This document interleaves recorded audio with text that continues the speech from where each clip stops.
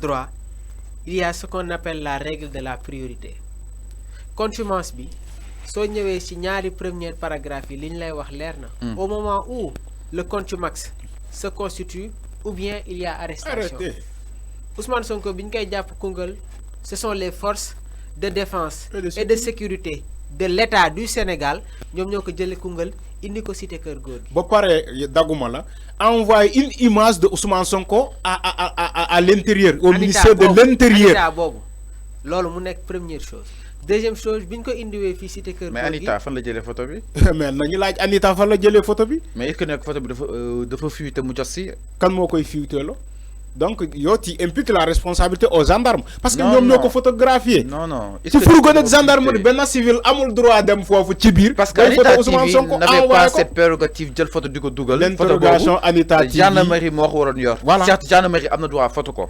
Ouais. Parce que lolu ay pièces la yo xam da ko wara yoré. Mais attention. Mais lolu waruñu ko dougal ci espace public bi. Mais fofu nak c'est là où il y a le bémol. Voilà. Conclusion buñ ci tirer moy les renseignements ou les documents de Ousmane Sonko ne doivent pas être balancés dans la toile publique. Lolu sax amna fo xamné yoon wax na ko ci. Légui nak concernant mbirum contumax bi yakarna ni sax moment bobu nonu ñun dépassé nako. Xam nga instant bi ni lan moy problème. Gis nga hier j'ai pris le temps Arfan soigneusement d'écouter des analystes, des juristes. Ils ne sont pas au Sénégal, mais ce sont des juristes qui sont reconnus au plan international et ils font partie des barreaux, des avocats les plus importants. Yu gëna ëpp doolé ci aduna. Légui man la conclusion que j'en tire dama sax jël note fallu. Gis nga ce qui a évolué dans la décision de justice bariwul. Le principe reste le même. Mais ce qu'il faut retenir moy que la justice estime que la radiation jaarul yoon. Parce que su jaaroon yoon le tribunal de Ziguinchor ak le tribunal de Dakar duñu am une même décision concordante.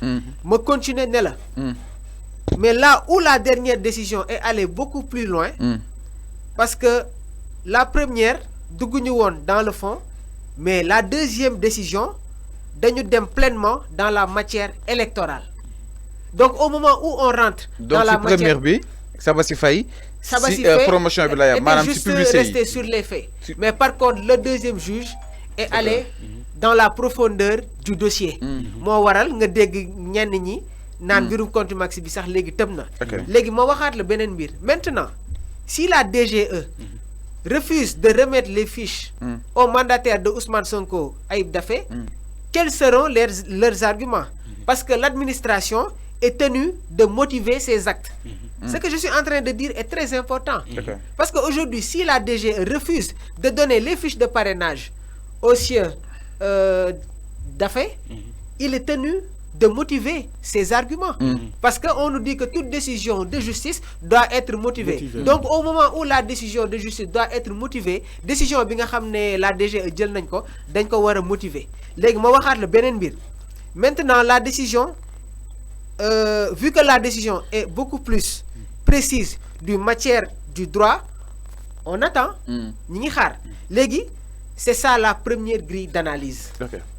Donc instant bi ni Ayib su talé autom dem DGE dañ ko wara jox les fichiers. Légui suma démé ci deuxième wall bi, je vais parler de la deuxième grille d'analyse. Gis nga la DGE risque de compliquer les choses au Conseil constitutionnel.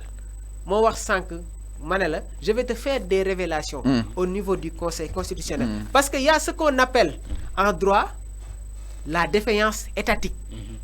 Oui, bien sûr. Attention. Je n'ai jamais aussi pris le temps d'aller vers les recherches, des arguments, appeler des gens qui maîtrisent le droit, pour nous donner des explications. Parce que il faut qu'on en finisse avec cette affaire-là. Légui, la DGE, il risque de compliquer les choses au Conseil constitutionnel. Parce qu'à l'état actuel, il y a en droit administratif la théorie qu'on appelle la défaillance de l'État. Madame, quand l'État est défaillant dans ses services, la responsabilité peut passer d'un cas à un autre. Donc, doit-on évoquer la théorie de la défaillance de l'administration au moment où la mesure c'est-à-dire la DGE au moment où jëluñu fiche bi jox ko Ousmane le kii mooy Ayib Daffé Sénat ordonné à la DGE ñu joxe fiche yi ba tey cette décision là tarde à être appliquée foofu on note la défaillance de l'État léegi ci beneen wàll bi y a une décision de justice qui a été rendue et le moment où le juge ordonne ordonnance ordonné c'est-à-dire dañu war a jëfe c'est ça si ordonnance y a le mot y a ordonné y a ordonne lan mooy ordonne c'est-à-dire le devoir de le faire non parce que xam nga lan la Arfan il faut qu'on en finisse gis nga li ma lay wax Ziguinchor fii la jël décision kenn respecté wu waa léegi nag moo tax ma ne la actuellement c'est le pouvoir exécutif yow di dund ci même jurisprudence moo tax ma ne la c'est le pouvoir exécutif qui est en train de défier le pouvoir judiciaire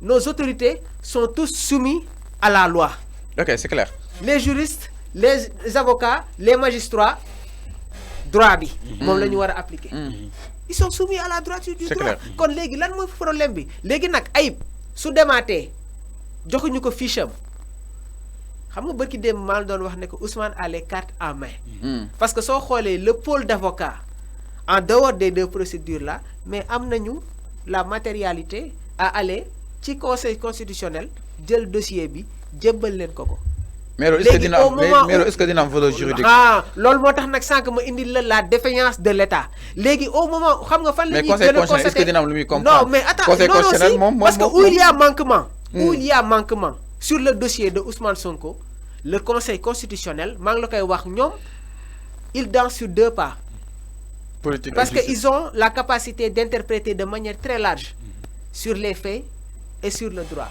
et au moment où il y a des manquements sur le dossier le conseil constitutionnel dafay poser ay questions au pôle d'avocats de Ousmane Sonko lan moo tax kayit bi ñëwul et dès lors arguments yi mi ngi fii les arguments sont là.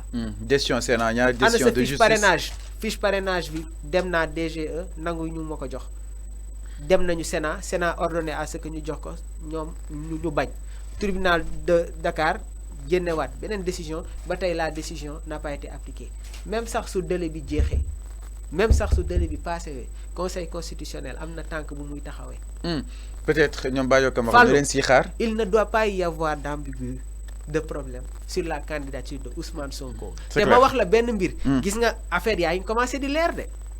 Arfan sànq mu ne la instant bii ni problème yëpp du problème juridique problème politique la parce que gis nga Fallou un problème politique kenn du ko réglé avec des solutions juridiques. Mais le constat qu'on fait mooy tey jii les textes et les lois ñi ngi koy utiliser. employer ko pour atteindre à un fin politique.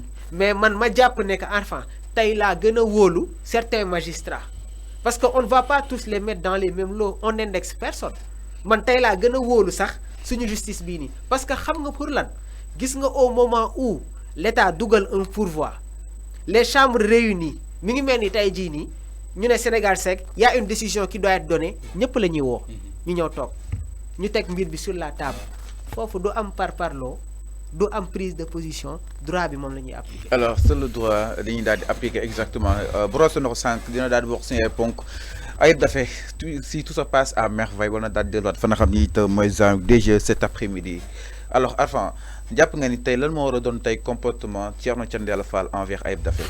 mais c'est simple ce qu'il a dit pour mu respecter la loi mais administration amul connotation juridique administration la tudd administration këyit la am la justice sénégalaise prime sur l'administration sénégalaise dama la koy jox tey parce que la justice c'est un pouvoir à part là qui peut contredire un autre pouvoir. mais bu fàtte demoon na fa.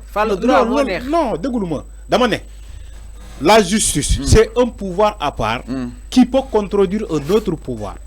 Donc tey la justice bu addoé on attend de l'administration mu exécuter donc tey la DGI dafa war a jox Ayib Daffé son fiche de parrainage c'est ça la réalité parce que le juge l'a ordonné il l'a notifié gis nañu le circulaire moom le juge Ousmane Tanor Racine donc d'accord Racine Thiam excusez-moi moom am na lu mu bind ba ñu jàpp ne sax il a verrouillé donc cette kii comment adresse cette décision il l'a sécurisé donc lan la ñuy xaar ci ñoom ñu appliquer la loi xam nga sànq je vais revenir ce qu'il a dit. Peut-être yow da nga doon déglu mais tu n'as pas compris ce qu'il a dit. Par rapport aux défaillances de l'État affaire bu grave laa la wax. dafa mal ne comprendre mo non dama ne peut non waxuma c'est que moom xam nga moom nii la mel quoi dafa fa ne man dama ne moom comprendre donc xam nga défaillance état mbir la bu grave la mën na andi un trouble au niveau de l'état même au sein de l'état même défaillance état bu amee on parle plus de droit. Est-ce que comprendre nga c'est qu'actuellement Sénégal moment bobu lañuy nek défaillance état tu vois qu'est-ce qui se passe les gens ne parlent plus de droit. Nit dina andi lu ñu ak droit ak droit mais de droit parce que défaillance mo am au sommet de l'état te défaillance bobu waralul dara lu dul politique politique bi lañu jël dugal ko ci droit bi alors que ça ne devait pas se passer ainsi moo tax nga gis défaillance bobu te défaillance bobu ça va nous causer énormément de problèmes tant que toutefois ñom ils veulent pas reconnaître les décisions de juge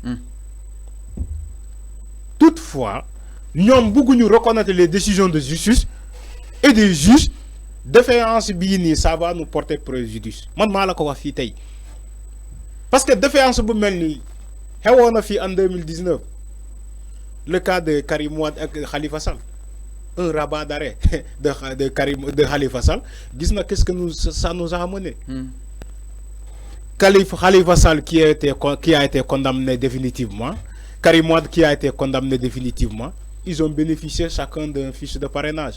Lolo moy défaillance. On parle plus de droit. Alors que aujourd'hui, on nous dit que oui, loi montrer Ousmane Sonko am fiche de parrainage. Et ñom defon nañ ko en 2019. Lo xamanté ils n'ont pas parlé de droit. L'histoire se répète aujourd'hui avec le cas de Ousmane Sonko. En tout temps, il y a des